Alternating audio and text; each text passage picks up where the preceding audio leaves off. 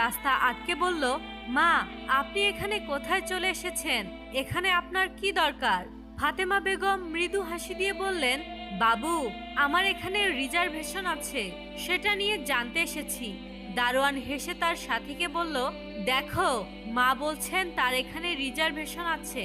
দারোয়ান আবার ফাতেমা বেগমকে বলল, মা, নিশ্চয়ই আপনার কোনো ভুল হয়েছে, হয়তো কেউ ভুল ঠিকানা দিয়েছে।